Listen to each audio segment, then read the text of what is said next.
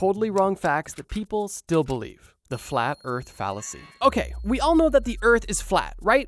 I'm obviously joking, and I'll save the tinfoil hat for another day. But what I'm referring to isn't flat earthers in the modern day, but it's the flat earth belief that was held by people in the Middle Ages, specifically around the time when Christopher Columbus took his infamous journey across the ocean. Obviously, during the Middle Ages, it was believed that the earth was flat and that if you were to sail too far in the wrong way in the ocean, you could literally fall off the earth. And it was for this reason that Christopher Columbus wanted to prove these people wrong and risked his life sailing the opposite way to India to prove that the earth was round and not flat, going against the primary belief at that time. Now, what if I told you that everything you just heard about that situation is not true whatsoever? It is actually a rather popular misconception. Let me explain. While Christopher Columbus did sail across the ocean to prove a point, the point he was not trying to prove was that the earth wasn't flat. The point he was trying to prove was that the earth wasn't as big as some people suspected. It is historical fact that not only Christopher Columbus, but basically any educated individual during the 1400s knew that the earth wasn't flat and was in fact round. And this knowledge dates back far before Christopher Columbus or even the Middle Ages entirely. Some of the first recorded suggestions that the earth may be round actually date all the way back to the 6th century BC with the Greek philosopher Pythagoras. And later in the 4th century BC, Aristotle even agreed and supported this theory, citing one personal observation that he noticed every time he traveled southward, southern constellations would be higher in the sky. But this, of course, wasn't the only evidence we had of the Earth being round. During this time, we also had recorded observations of lunar eclipses showing a round shadow on the moon from Earth, and of course, numerous eyewitness accounts of mountains seemingly growing out of the ground on the horizon as you approach them, or seeing a ship seemingly submerge into the water as it sails into the ocean. My point is that we've had a lot of evidence that the Earth is round, and it dates back far, like way before the Middle Ages and even way before the Common Era. But just to further validate this point, in the 3rd century BC, it wasn't just a suggestion that the Earth may be round. At this point, it was basically a known fact to anybody in the educated community. And philosophers and scientists were not so much focused on the shape of the Earth, but the size of the Earth. And potentially, most impressively, at this time, the head librarian of the Library of Alexandria, Eratosthenes, was able to estimate the circumference of the Earth with 99% accuracy. And while that estimate wasn't proven to be extremely accurate until much later, it still goes to show that there is a lot of evidence suggesting that not only was the world not flat very long ago, but that people were well aware that the Earth was not flat. Which brings us back to our original point.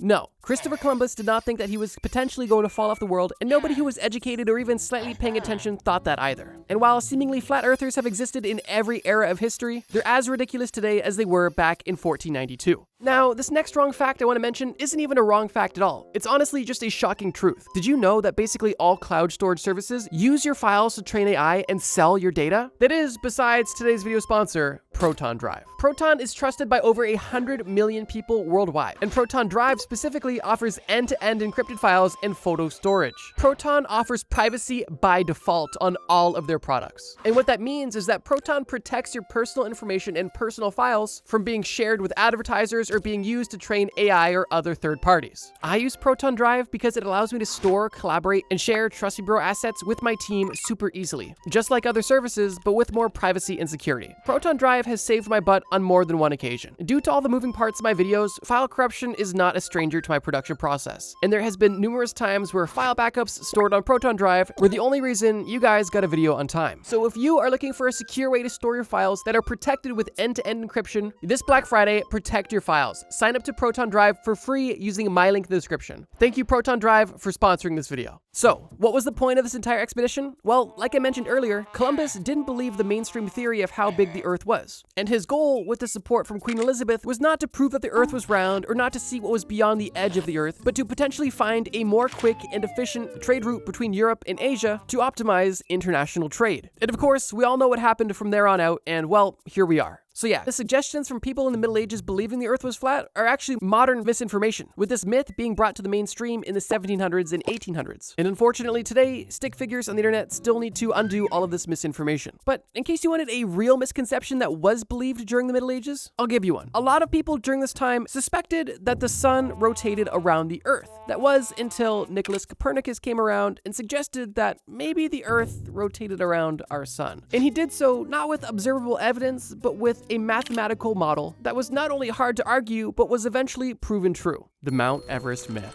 If learning that the Earth is actually round blew your mind, then this is about to shatter it. Everybody and their grandmother's grandmother knows that Mount Everest is by far the tallest mountain in the entire world. But what if I told you that actually wasn't the case? Now, before you think I'm lying, let me just confirm that yes, Mount Everest has the highest peak above sea level in the entire world. The peak of Mount Everest is 29,029 feet above sea level, and it is confirmed the tallest peak around the globe. But what if I told you that there was another mountain that was technically taller? If you're confused, don't worry, because I'm about to make it all make sense. Introducing Mauna Kea, a dormant volcano on the island of Hawaii. Looking at this mountain, it's relatively impressive, but only stands at roughly 13,800 feet above sea level, meaning that it's tall, but it's obviously not taller than Mount Everest. That is, unless you measured from base to peak. And this is where this technicality comes into play, because Mauna Kea is kind of like an iceberg, and there's a lot more than meets the eye. Specifically, the 20,000 feet of mountain that exists under the ocean. That's right, unlike Mount Everest, the base of Mauna Kea is submerged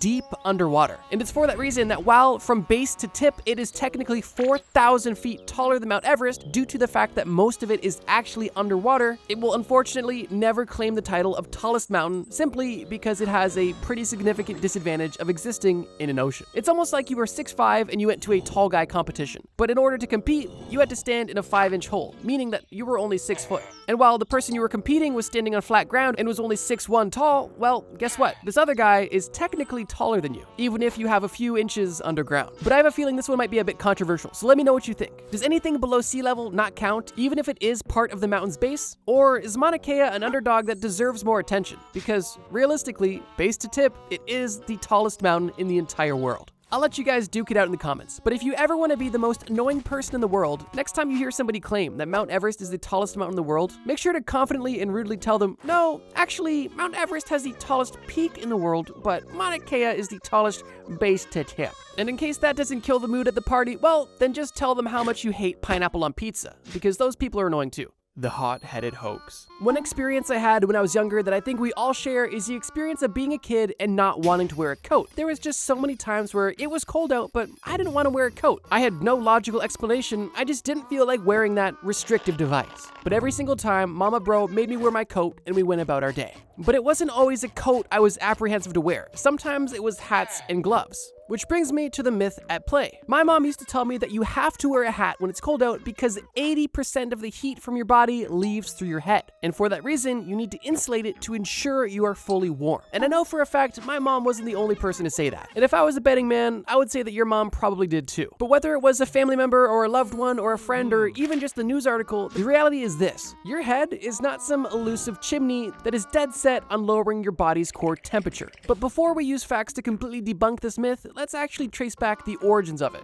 And it's not that long ago. The most commonly accepted origin of this myth dates back to the 1970s in a US Army survival manual, where in that survival manual, it claims that covering your head is a necessity in the cold because, quote, 40 to 45% of body heat is lost from the head. And while you think a US Army survival manual would be a relatively reputable source for this sort of information, this is one thing they got wrong. But at this point, you might be asking yourself, where did they even get this number or this theory? How did they come up with 40 to 45% of your body heat being lost through your head? And well, those roots date back to the 1950s, where the US military was doing tests on volunteers dressed in Arctic survival suits and were exposed to bitterly cold conditions. And the point of this test was to see where the body was losing most heat in these suits to better help optimize them. And during this flawed analysis, one thing that the scientists realized was that, most of the body heat in these volunteers is being lost through their head. But as you can see, these Arctic survival suits do not include hats, meaning that logically the head would lose the most heat, not because it is some crazy part of the body, it's just the fact that the head was not covered. And scientists who went back to analyze this data have even been recorded to say, quote, if the experiment had been performed with people only wearing swim trunks, then they would have lost no more than 10% of the heat through their heads. And it's almost hard to believe that such a simple seeming logical fallacy would exist in such a professional place, a literal military survival test. But I suppose this one was overlooked because, yeah, if your entire body is insulated and only your head is exposed to the elements, your head definitely will lose the most most amount of heat. Not because your head is vulnerable, but because the head was the only part that was literally exposed to the elements. So here's the facts. While it may seem logical that your head may be more vulnerable because of the lack of fat and the abundance of blood vessels, the reality is that heat escapes from all parts of the human body at a similar rate per square inch. And while in your own personal experience it may seem like your head is the primary source of your heat loss in cold weather, as we saw in the military test, it's not necessarily because your head is extra vulnerable, it's because typically your head is the least insulated with clothing. So yeah, is it a good idea to wear a hat or a toque on a cold day? Definitely. But is it because your head loses much more heat than the rest of your body? No. Your head is just more vulnerable because most people aren't wearing toques all the time. And even if you are wearing a toque, it's very unlikely that you're insulating your head like you're insulating your chest, because you could put on a coat and insulate your entire torso. But unless you're wearing a balaclava and ski goggles, your head is always going to be less insulated. Not biologically, but by choice. The cold conundrum. Okay, since we're already on the topic of cold weather and stuff your mom told you, I figured this would be the perfect follow-up. And the follow-up in question is the interesting fact that you can get sick from being exposed to the cold. Logically, it makes sense. It's called a cold, you get it from being cold. What else is there to question? That is logical fact. But what if I was to be so bold to suggest that it wasn't the cold weather that was directly causing flu season to affect people? And I know it may sound blasphemous to your grandmother, but going outside without a hat or with wet hair isn't going to cause you to catch pneumonia. So what's the real scoop? Well, for starters, it's proven that you can't get an infectious or viral disease simply from being exposed to cold temperatures. However, you can get hypothermia, but that's different. So why do seemingly so many people catch colds or the flu as soon as the seasons start to change? There has to be something to it. And the fact of the matter is, there is something to it, but it's a lot more than meets the eye. You see, just because you don't develop a flu upon first contact with a cool breeze, doesn't mean that there's not factors at play that cause the typical flu season. And while temperatures getting cooler may be the most obvious and seemingly guilty culprit, it's really one of the least. And some of the more unlikely culprits are the following. Firstly, reduced vitamin D levels, because as winter approaches, people are spending less time outside, the sun is seen less in most parts of the world, and as a result, your vitamin D levels are below what they should be. On top of this, during cooler months, overall air humidity is lowered, and it has been proven that lower humidity can increase your risk of rhinoviruses. And thirdly, rhinoviruses are typically spread through direct person-to-person contact, or by inhaling small droplets in the air, which is gross. But these things can only take place when you're coming in contact with people, typically in an enclosed environment. And during colder months, we typically spend more time inside, meaning that there's more risk of exposure. And when you combine all three of these factors all happening at the same time, it's not really hard to understand how more people could be more susceptible to diseases at a certain time of year, regardless of the outside temperature. So to settle the debate once and for all, does direct cold exposure cause you to get sick? No. But does every aspect of winter covertly try to get you sick? I would say yes. Meaning that just because you're safe from a cold breeze doesn't mean you're safe from a cold. Bubblegum bewilderment. Okay, admittedly, this entry is a bit less serious, but I think it's definitely the most universal, and call it a playground fact if you will, because I believe that almost everybody watching this video either believed or at least heard of this next fact, which is that if you swallow chewing gum, it will stay in your stomach for 7 years. Or, some variation of that. And if you've ever heard this, well, I'm about to give you the full scoop. And if you still believe this, well, I'm about to blow your mind. Obviously, because I'm talking about this in this video, the gum does not stay in your body for 7 years. It actually stays in your digestive system for over 20 years. That is a joke. It does not at all. You see, it is true that gum is indigestible. Your body can simply not break it down and process it. But that does not mean that your body can't pass it through. And believe it or not, you probably eat a lot of things that your body can simply not digest. And if you don't believe me, well, two popular examples are corn and sunflower seeds. And don't even get me started on indigestible fibers. Keep in mind, your body is resilient. And just imagine all the stuff that our ancient stomachs had to deal with. And just think about all the things your body had to deal with when you were a kid.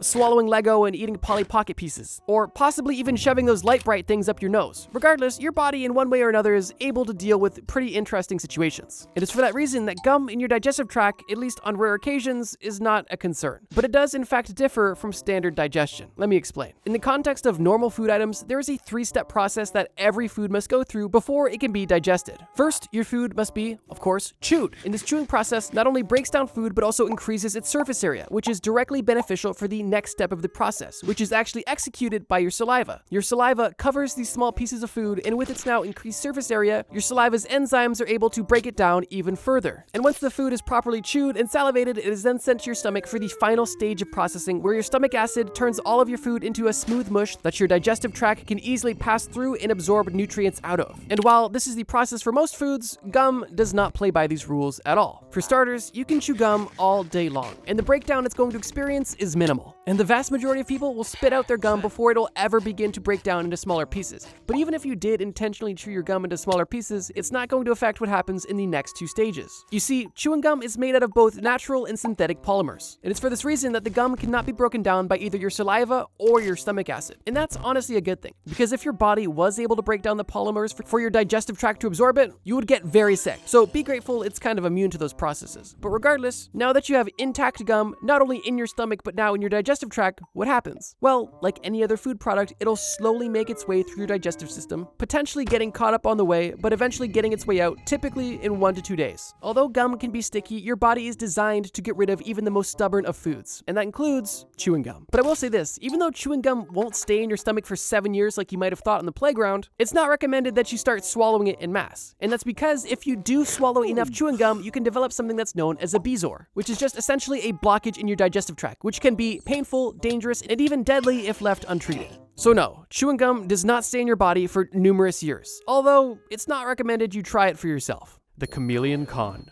I'm about to take you on an emotional roller coaster, but spoiler alert, it has a happy ending, so buckle up. We all know that chameleons can change color. That is their claim to fame, and I am not going to take that from them. That is an undisputed fact. But the thing that I will dispute is the fact that they do this for camouflage purposes. In almost every cartoon and TV chameleon we see, they are specifically changing their colors to blend into a specific environment. And while this is a neat party trick and a logical survival instinct, this is actually not what's going on in most cases. But before I describe exactly why chameleons actually change color, I want to describe exactly how they change color, because this process is amazing. You see, in the skin of a chameleon, it has what is known as pigment cells. Pigment cells aren't necessarily rare in the animal kingdom, and there are certain animals that can even control them, such as squids and cuttlefish. Those animals actually have small muscles that can expand or contract these pigment cells to change their color. However, that's not how the chameleon changes its colors. It has these pigment cells, but it can't control them. Now, interestingly, between these pigment cells, chameleons have separate cells that have darker melanin pigment, and these cells specifically can be controlled by the chameleon. And how this works is really quite astonishing. These melanin pigment cells basically expand or contract across the surface of the skin to either darken or lighten the skin of the chameleon. And this works completely separately from the default pigment cells that are already on the skin. Chameleons aren't the only animal that do this process either. There's a fish known as the tilapia fish that also has this same method of color changing. And you can see on this close-up video exactly how it works in real time, and it is so crazy. Seeing it side by side on a visual level and on a cellular level is so interesting. But we're still not done yet, because on top of the pigment cells that already exist and the melanin pigment cells that the chameleon can control, the chameleon also has tiny crystals in its skin that reflect light. And by seemingly some miracle, the chameleons can control exactly how far these crystals are from each other within its own skin. And the distance that these crystals are from each other directly determine the type of light that is reflected off the chameleon's skin. And now that we know the three primary tools in a chameleon's tool belt when it comes to changing color, how does this look in real time? Because I think most of us have a falsified idea of how this even looks. Here's a side-by-side video of a fake chameleon change and a real chameleon change.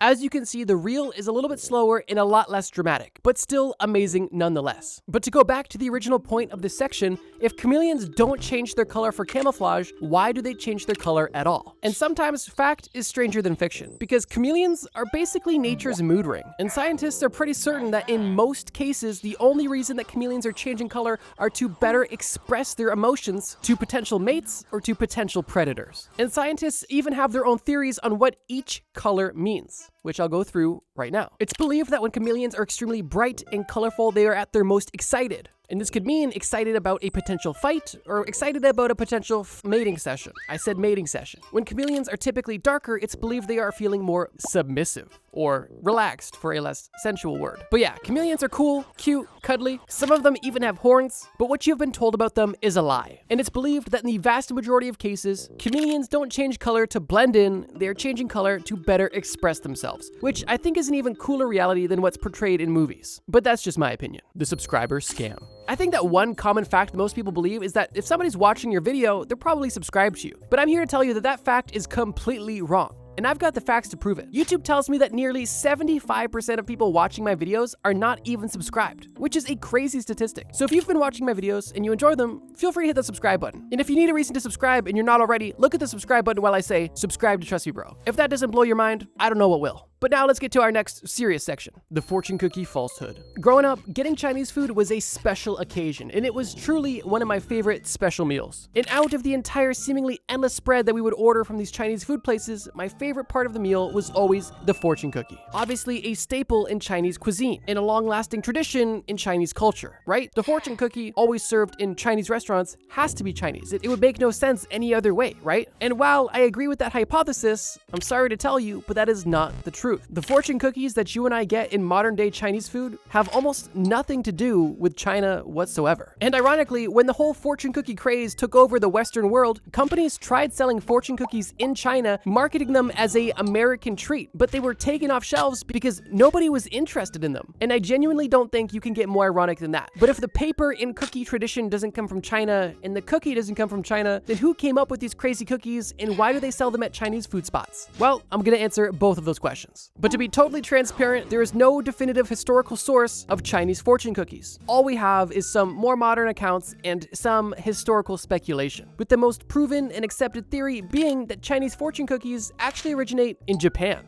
One of the only historical records of modern-day Chinese fortune cookies exist in illustrations from 19th century Japan, and these illustrations show a treat known as Sujiura Senbei. But these illustrations aren't just a relic from the past, because to this day, you can buy this treat handmade on the streets of Kyoto. And how they make it is the following. Bakers will use iron molds, will grill the dough to a medium firm consistency, and then they will fold this dough into something they call small waffles. And it's during this folding process where they will insert a piece of paper with the fortune and give it its classic curved shape. But admittedly, this Japanese version and the Western version you and I are likely used to eating are not the same. With Sujiura Senbei, for example, they are larger, darker, and savory. Whereas in the American version, they are sweeter, smaller, and lighter in texture because they are using butter instead of miso in the baking process. But while that is interesting and insightful, it still doesn't answer the question, how did this get into Chinese restaurants in America? And well, the answer is immigration and adaptability. During the 1910s, a lot of Japanese immigrants were landing in California.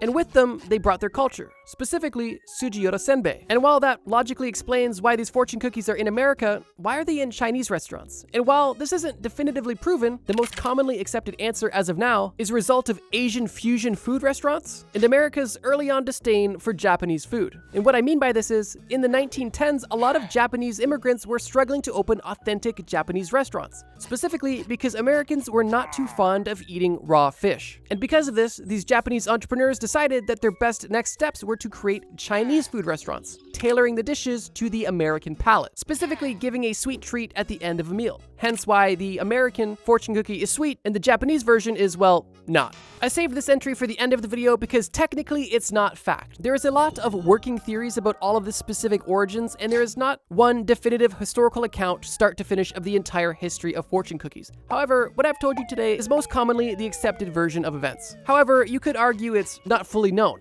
And well, that's accurate. But I honestly just think the entire history of fortune cookies is just so interesting because it was a Japanese tradition that was brought to America, was extremely popular in America, was brought to China, and failed in China, which is, I don't know, ironic and worth mentioning. And with that, ladies and gentlemen, we are going to conclude our second video about totally wrong facts you probably still believe. If you enjoyed this video about totally wrong facts, check out the video on screen right now about crazy things that science still can't explain. It's interesting and admittedly open-ended, so maybe you can solve some of these mysteries. But that's it for me, bros. Thank you so much for watching, and as always, trust me, bro.